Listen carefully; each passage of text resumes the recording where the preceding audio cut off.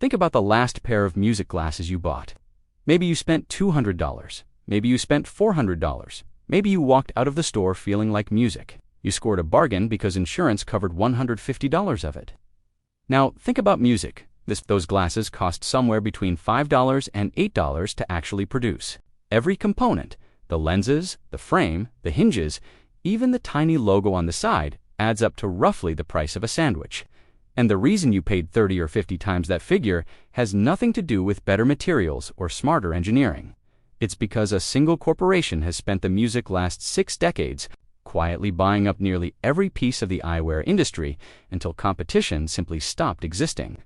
That company is EssilorLuxottica. It manufactures the glasses. It owns the music stores that sell them. It runs the insurance plan that reimburses you for them. It even owns the brands you assume are competing against one another. Today, it's worth somewhere around $165 billion. Music. And 4.4 billion people on the planet who need corrective lenses have simply been paying whatever it decides to charge.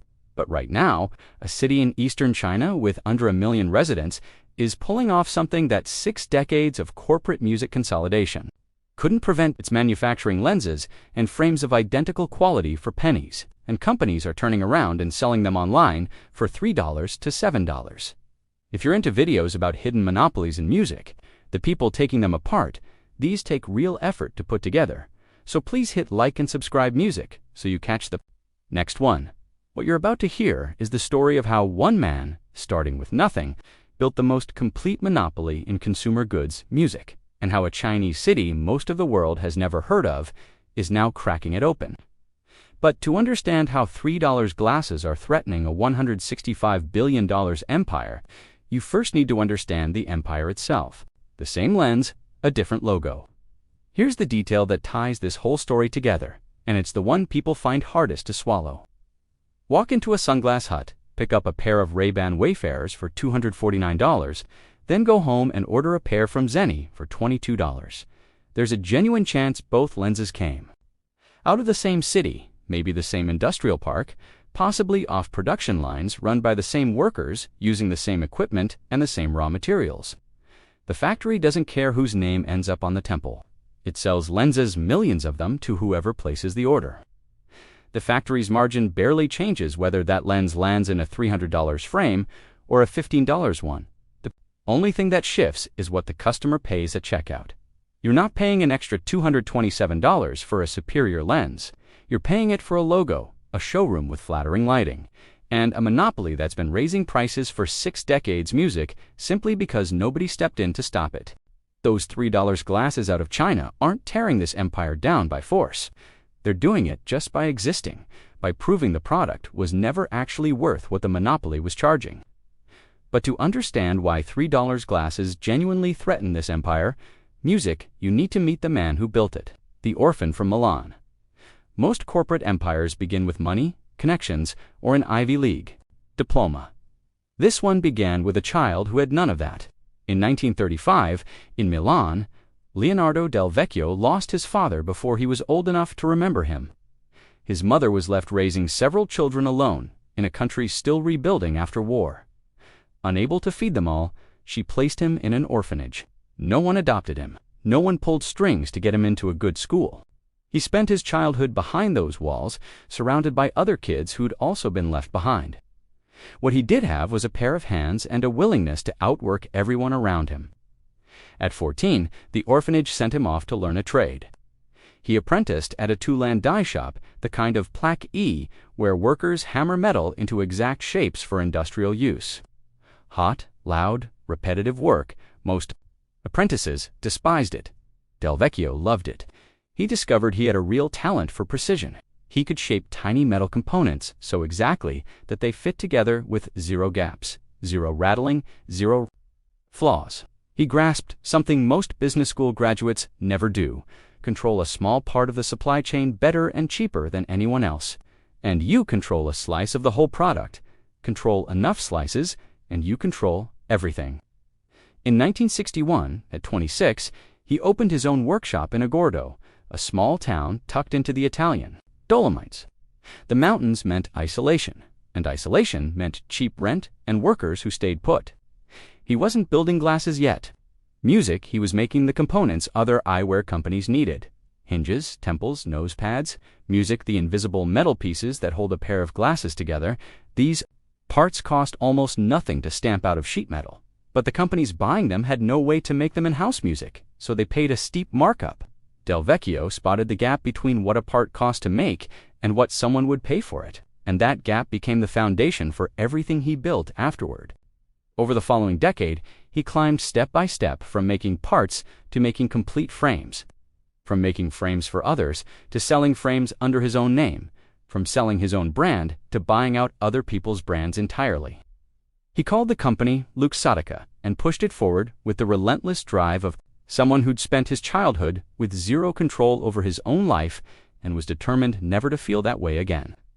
But the machine didn't truly come alive until he realized something nobody else in eyewear had. Figured out yet? Making the product was only step one. The real money was in owning everything wrapped around it, swallowing the competition whole. What followed was so gradual and so quiet that even insiders in the eyewear industry didn't grasp what was happening until music it was already done. Del Vecchio never called press conferences. He never bragged about his ambitions. He just kept buying things, one after another, decade after decade. In 1990, he took Luxottica public on the New York Stock Exchange. America was the largest eyewear market on earth, and American capital markets were the deepest pool of money anywhere. He once told a reporter that if you're going to sail, pick the biggest ocean available. The cash raised from that listing became his war chest for acquisitions. Vogue Eyewear came first. Music then, in 1995, he launched a hostile takeover of U.S. Shoe Corporation, a company roughly 5 times Luxottica's size. Del Vecchio had no interest in the shoe business. What he wanted was buried inside that company, a chain of optical retail stores called LensCrafters. 5 times his own size, he instantly gained hundreds of retail locations across America. The Italian framemaker now controlled the very shelves where Americans bought their glasses. In 1999, he bought Ray-Ban for $640 million. Analysts said he'd overpaid. They were judging the brand as it stood in that music moment. Del Vecchio was picturing the brand he was about to transform it into. At the time, music Ray-Ban Wayfarers were selling for around $30. You could find them at gas stations and drugstores, sitting next to sunscreen and candy bars. Popular, sure, but nobody thought of them as luxury. Del Vecchio pulled them off those shelves almost. Immediately, he raised the price. Music, he moved them exclusively into his own retail chains, Sunglass Hut and LensCrafters. He relaunched the marketing to position them as premium eyewear. Within a few years, the music exact same Wayfarers that used to cost $30 were selling for over $150. Today, they go for over $200. The product itself never changed. Same lens, same frame, same hinge. Only the owner changed, and the number he wrote on the price tag. But the acquisition that really exposed how this empire operates music was Oakley. In the early 2000s, Oakley was a dominant name. Pro athletes wore it. It had a reputation for toughness, innovation, cutting-edge design. Oakley was independent, not part of Luxottica, and it was selling extremely well inside Sunglass Hut locations, which Luxottica controlled. Then Oakley and Luxottica hit a disagreement over pricing. What happened next didn't require any negotiation. Luxottica Music simply pulled every Oakley product off Sunglass Hut shelves. Overnight, Oakley lost access to the largest music specialty sunglasses retailer on the planet. Its stock price collapsed, dropping by roughly half. The thriving company suddenly looked like it was going under. Not because its products got worse, not because customers stopped wanting them, but because one entity controlled the shelf space and chose to empty it. Then, in 2007, with the stock still battered from losing its main retail channel, Luxottica bought Oakley for $2.1 billion. The company that owned the stores had starved the brand, tanked its valuation, then scooped it up at a discount. Jim Gennard, who'd built Oakley from a garage back in 1975, selling motorcycle grips, watched his life's work get absorbed into the very machine he'd spent years resisting. Once Oakley was inside the empire, its products went straight back onto Sunglass Hut shelves. Prices climbed. The Oakley deal wasn't just an acquisition, It was a warning shot to every eyewear brand on the planet. Challenge us on pricing, and we'll pull you off our shelves, watch your stock collapse, and buy you for pennies on the dollar. Music after Oakley, no brand ever challenged Luxottica on pricing again. The trap you never saw. With rivals neutralized, Luxottica turned its focus toward the one thing that makes people willing to spend music $350 on a piece of plastic brand names. It started signing licensing deals with every major fashion house, eager to put its name on eyewear without actually designing or manufacturing any of it. Prada, Chanel, Versace, Armani, Burberry, Dolce & Gabbana, Ralph Lauren, Tiffany, Michael Kors, Coach, Valentino, Tory Burch. The list kept growing every single year. The arrangement was always identical. The fashion house lent its name and collected a royalty check. Luxottica designed the frames, manufactured them in its own factories, moved them through its own logistics network, and placed them on its own store shelves. A customer would walk into a Sunglass Hut Music and see a pair of Prada sunglasses priced at $350. 2 shelves down sat an pair for $80. Both frames rolled off the Music exact same production line, same materials, same manufacturing process, same quality. The only real difference was the logo stamped on the temple arm. Then, in 2018, the empire expanded even further. Luxottica merged with Essilor, the world's largest lens manufacturer. The combined company, EssilorLuxottica, now owned the frames and the lenses, the brands, the factories, the retail stores, and the lens technology, all under one roof. And it held one more asset almost nobody talks about, the piece that turns a dominant business into something closer to a closed loop. VSP Vision Care, no, actually EyeMed Vision Care, the second largest vision insurance provider in the United States with 43 million members. Staff tell you insurance covers frames up to $150 at participating retailers. You pick a pair, insurance covers its share, you pay the rest. Here's what you don't see. The insurer paying that claim Music is EyeMed. The retailer where you bought the glasses is LensCrafters or Sunglass Hut. The company that manufactured the glasses Music is Essilor. All three are the exact same entity. The insurance benefit is written by the very company that makes the product and owns the store. It steers you toward its own retail locations to buy its own products at prices it decided on itself. At no point in that entire transaction does the consumer actually touch a competitive market. Every step is designed and controlled by a single organization. Imagine this happening in any other industry, music, and it would be front-page news. If Ford owned every car dealership in America, built every car on the road, ran the second-largest auto insurer, and set prices with no competing manufacturer anywhere on the lot, it would be demanding investigations. In eyewear, it just quietly became the norm. By the time Leonardo Del Vecchio passed away from pneumonia in June 2022 at 87, the kid from the Milan orphanage Music had become the second richest person in Italy. The machine he built kept right on running without him, but everything just described would remain permanent and unshakable, if not for a place in eastern China that almost nobody outside the eyewear industry has ever heard of. The glasses capital of the world, Danyang, sits in Jiangsu province, about 2 hours west of Shanghai, on the high-speed rail. Its population is under 1 million. It's the kind of city that never shows up in travel guides or on business itineraries. Resting along the Yangtze River Delta, hemmed in by farms and small factories, nothing about it suggests it's the center of anything. But Danyang carries a nickname that sounds like a marketing slogan until you look at the numbers, the glasses capital of the world. The city churns out more than 400 million spectacle lenses every year. That's roughly 50% of every lens manufactured on Earth. 1 out of every 2 corrective lenses on the planet. Music, whatever the brand, wherever it's sold, traces back to this single city of under 1 million people. On top of that, Danyang turns out over 100 million pairs of frames annually, about a third of China's entire frame output. More than 1,600 eyewear companies operate within its Music borders, employing over 50,000 workers and generating roughly $2.8 billion.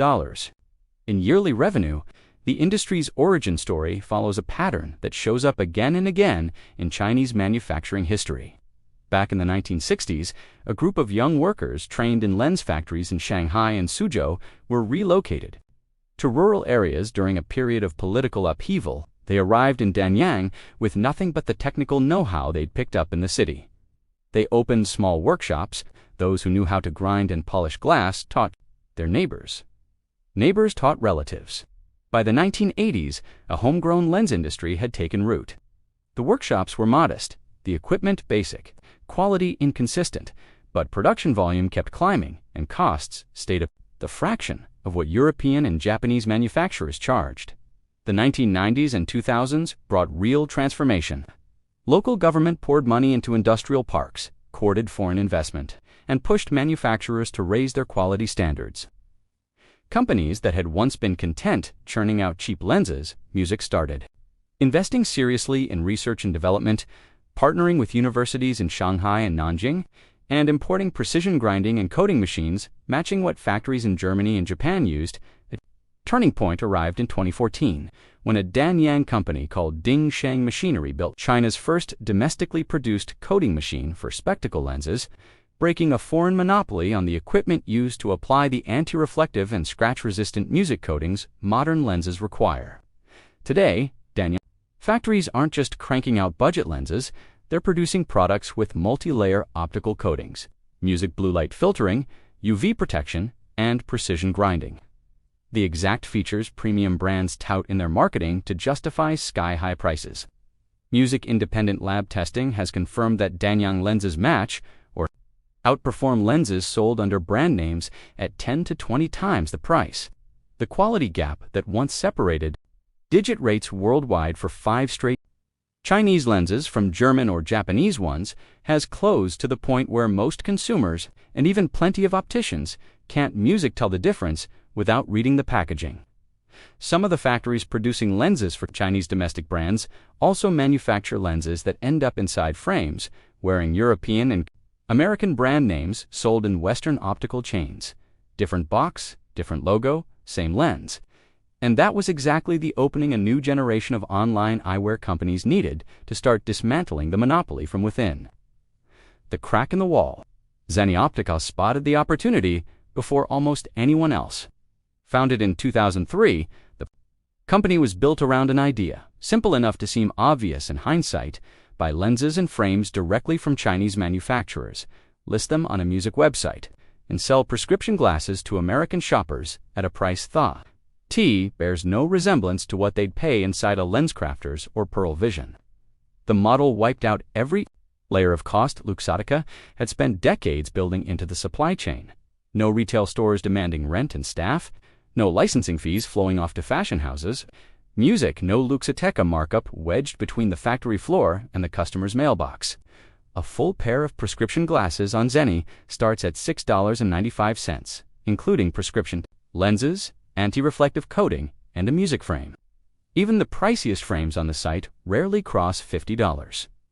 Zenni has sold more than 50 million pairs of glasses, proof of a serious competitor built entirely on the fact that Chinese manufacturing can produce identical quality at a fraction of the cost and ship it directly to the person who will actually wear it. Warby Parker came at the same problem from a different angle. One of its co-founders lost his glasses on a trip. He went to replace them. The optician quoted him $700, standing there, staring at the price. He thought about the smartphone in his music pocket, a device packed with a microprocessor, a camera, GPS, a high-resolution touchscreen, and a cellular radio that had cost less than 2 curved pieces of plastic and glass sitting on the counter in front of him. He launched Warby Parker in 2010, offering prescription glasses online for $95. The company grew to more than 200 physical locations and went public in 2021 at a valuation topping $6 billion. Warby Parker didn't break Luxottica's grip on the industry, but it proved that consumers would ditch the traditional model the moment someone offered a credible alternative at a price that didn't feel like a shakedown.